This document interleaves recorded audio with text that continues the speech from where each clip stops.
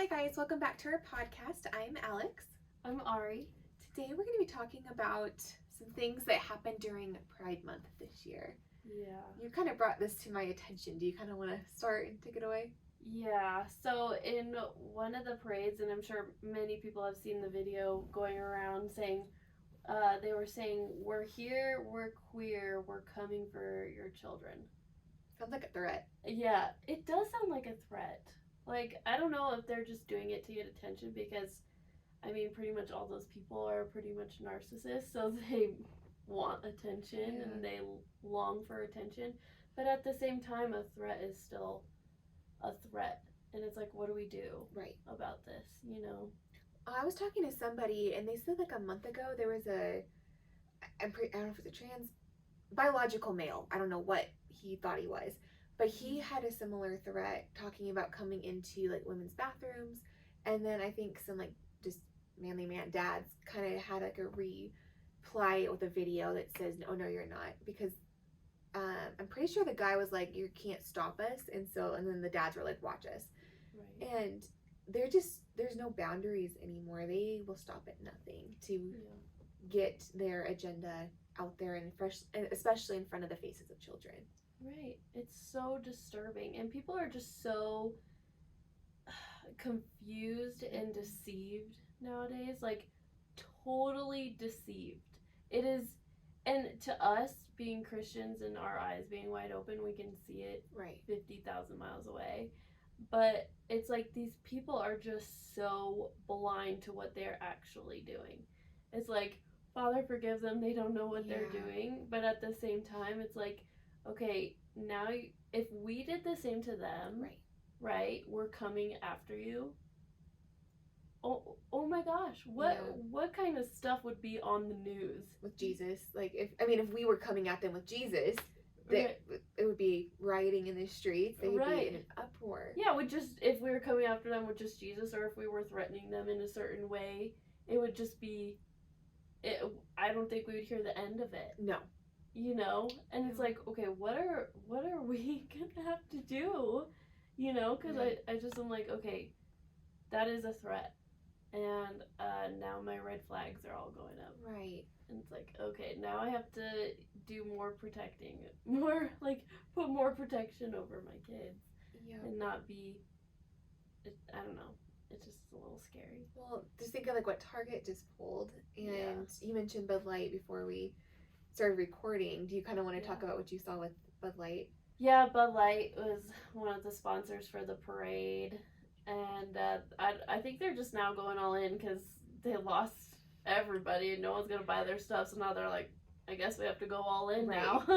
Well, what I don't get, and it's kind of old news a little bit with the Bud Light and Target, they do not know their audience, their market share, because Bud Light is a bunch of rednecks from like middle America. I don't say that derogatory, but rednecks are typically like gun-loving, America supporting, God-fearing patriots. And then you have Bud Light shoving gay pride down the throats of these people who don't support that. And then you have Target, who most moms shop at Target with their children, and they ticked off the wrong people, which I'm honestly kind of glad that this is what it took for a lot of people to wake up and kind of start putting their money where their mouth is. Yeah, I agree. People, and it's like, okay, well, it also saves us money not to shop at Target, right? Right. You're like, oh, I'm not going to go to Target, so then it saves us money. Right, that's true. So I'm like, thank you, actually. You're saving money. Right. But at the same time, we're living in times where it's just like, okay, it's so much, like, you know, if you read back in when Sodom and Gomorrah was going on, and all that, it's like, oh my, the similarities, it's like history repeating itself, you know? And what did God do? Well, he burned that place down. Right. And it's like, okay, I think we're getting close to when Jesus is coming, and we'll see, because there hasn't been a time like this. There have been bad times, you know, really bad times, but there hasn't been times like this, where it's like very mentally confusing, and people and children, it's like a whole generation of kids. It's like you can't go anywhere without seeing a kid who is confused, you know? It's a spiritual battle. Yeah. And what you just said, like history, they're not teaching history in schools. And I think that's creating a lot of the issues in America right now and in the world, because there is like a saying, like, those who do not know history are condemned to repeat it. And yeah, it's easy to say, but we're living that right now because everything is cyclical. They're not teaching history. There's a lot of propaganda, which you look back in history, it was the same thing. And countries, statistically, only from the founding to like kind of the death of the country is 250 years.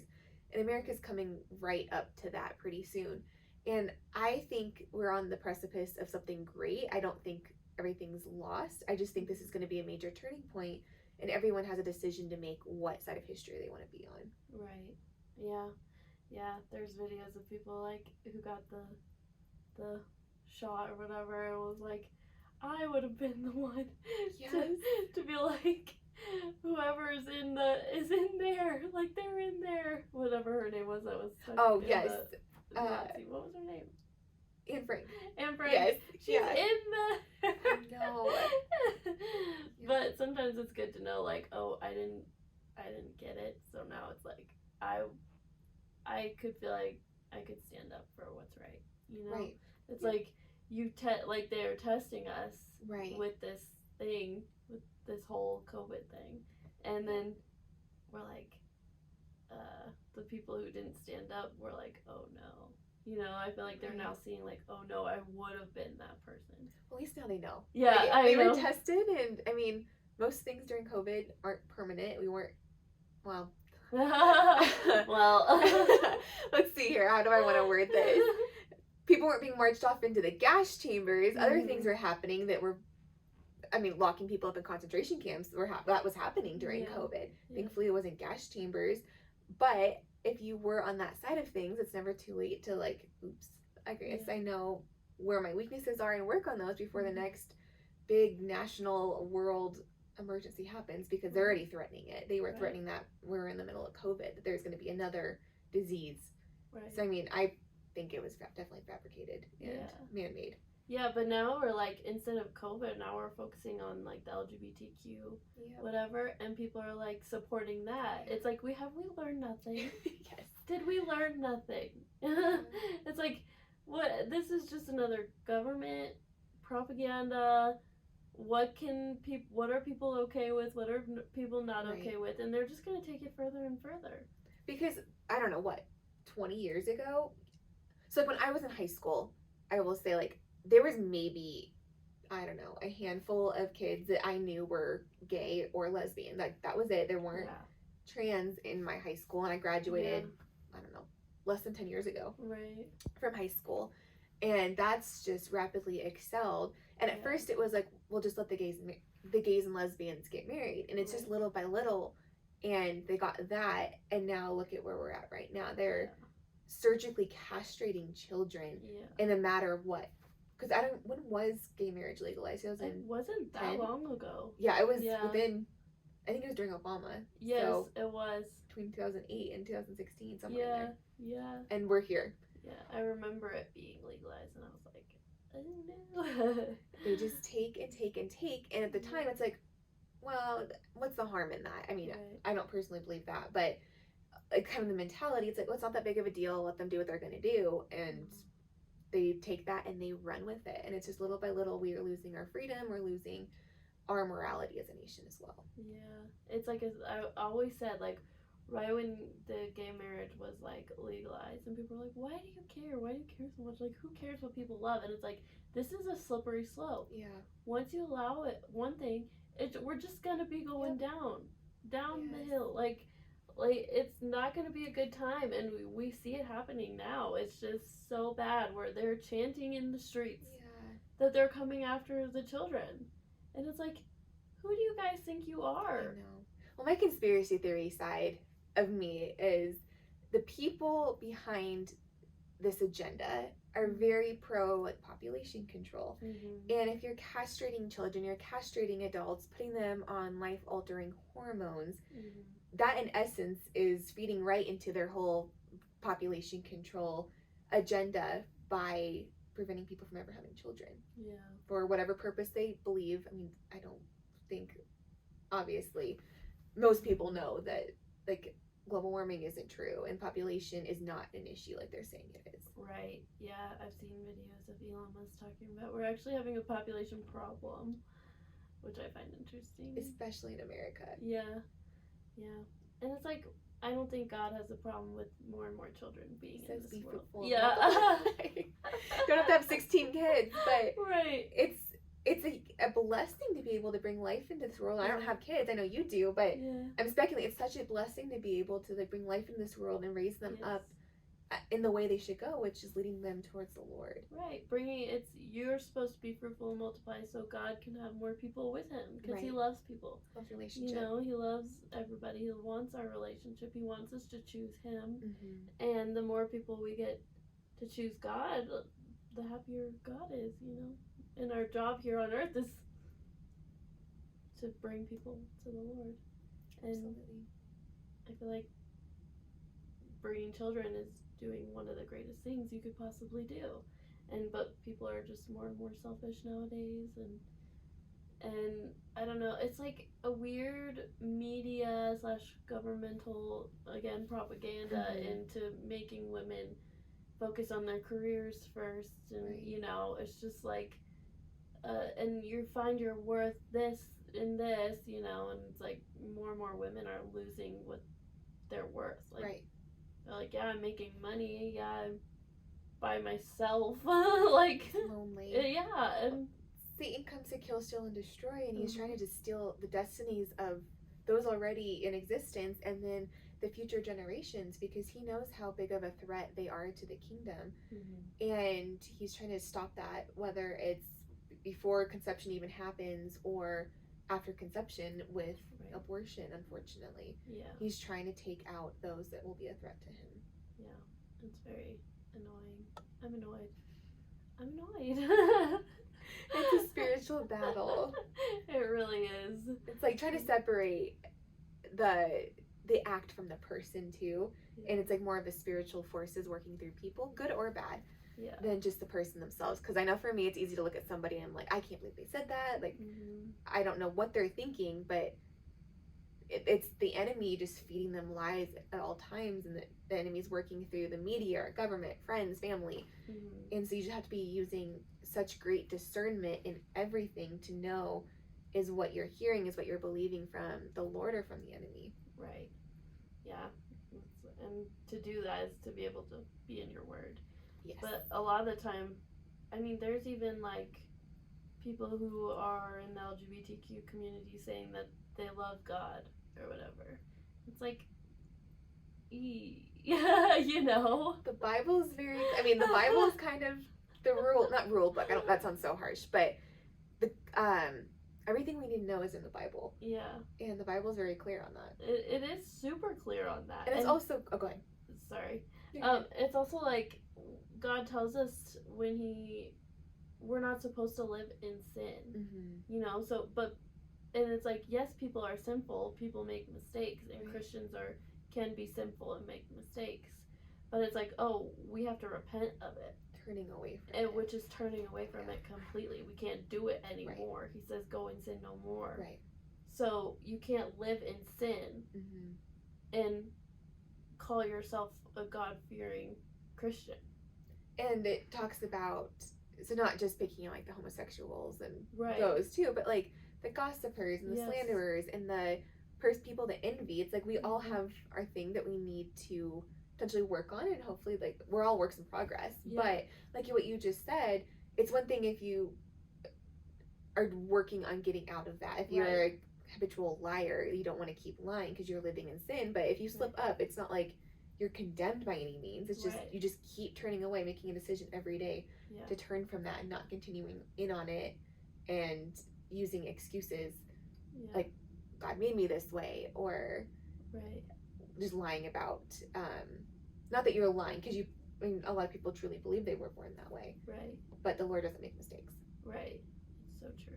It's like we gotta turn from our sin and walk with the Lord, and it's like people are like, oh, I have a hard time believing that God would hate me if I'm still a Christian, but he made me this gay person, and it's like, be careful. And it's like, I feel like a lot of that happened like with Caitlyn Jenner and stuff like that. Like Caitlyn Jenner considers whatever she is, he is a Christian, right?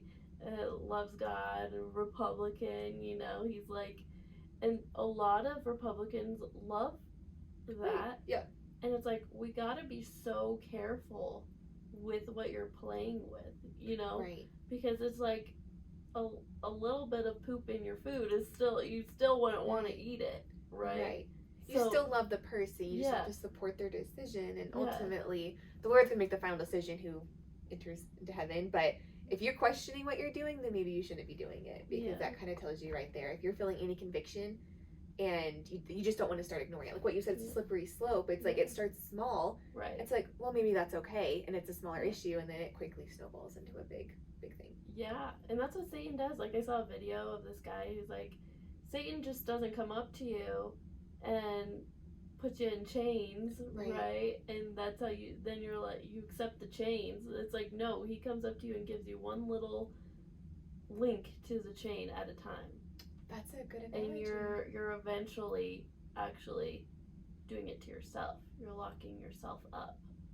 Wow. And I was like, wow, that is such a great analogy of that. Like, it's so true. He doesn't come up to you with a bunch of chains and say, here, I'm gonna lock you in here, you know. No one would agree to that. Yeah, no one would. So people need to look more into the future instead of looking so much at the now. And that's our society, and like our generation too. It's instant gratification. It's not delayed gratification, and there's so much blessing that comes into waiting and not having to have things right now. Because I mean, I think the brains, I know for females don't stop, like they mature at 25. I don't know if the guy's 25 or it's like a couple of years past that.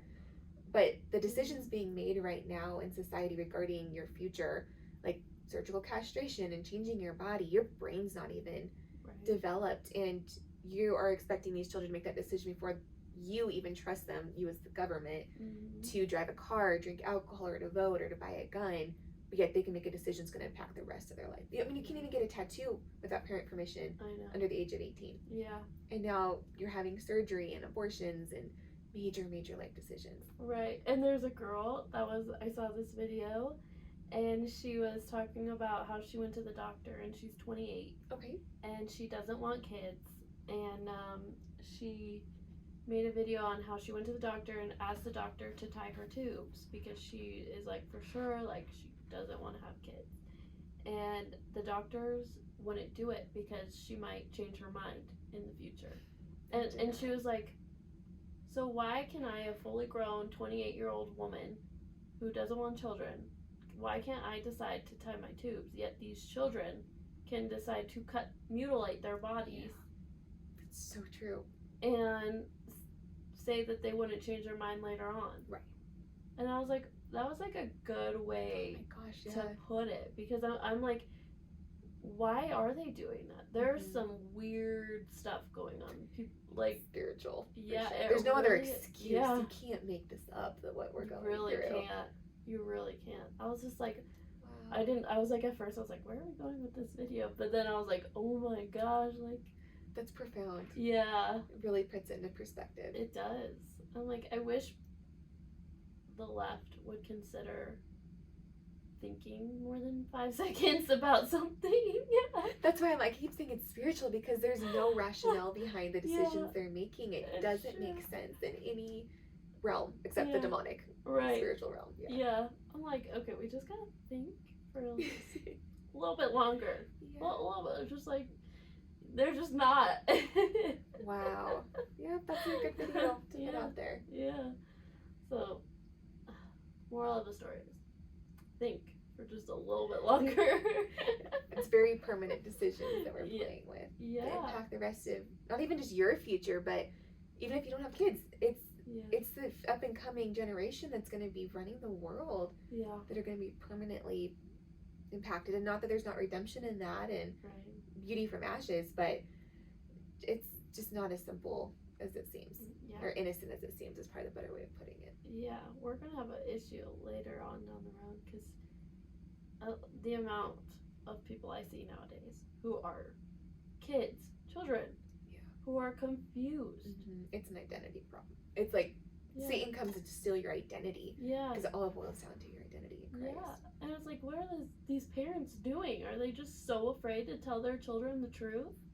Or they themselves don't even know the right. truth because they're so busy. And we've created a culture of you have to have 2 working parents now, and then you have daycare and the education system raising your kids, and you don't know what's being said behind your back. Rates of crazy, and it's horrible. Yeah, like our society is horrible right now. We have hope in Jesus. There's a silver lining somewhere in there. Somewhere in our own lives, we can have the silver lining. Yeah. But we're in the world, but we're not of the world. Right. And that's what I love about God is it's like we live a completely separate life than these people. It can affect us, but also we don't have to let it affect us. Right. You know? Yep. Like just watching these videos, it's like, they're all chanting on the streets this crazy stuff. And they're living this crazy life. Which they have the freedom to do. Right. So. But it's like, I'm going to live my life, and I will not be a part of your world. Absolutely. And neither will my kids. Yeah. So you can't get to them. Right. You know? Yeah. It's like, you can't. God is powerful. Yep. You protect your children. You tell them the truth every single day. Right. And you just do what you can. Yep. Keep them out of the world. Yeah. That's true. I think that's a good place to end on. Yeah. So, thank you so much for watching. We appreciate your support. Yeah. Like, follow, share, subscribe. Yep. Comment. Nice things. Well, thank you. Thanks, guys.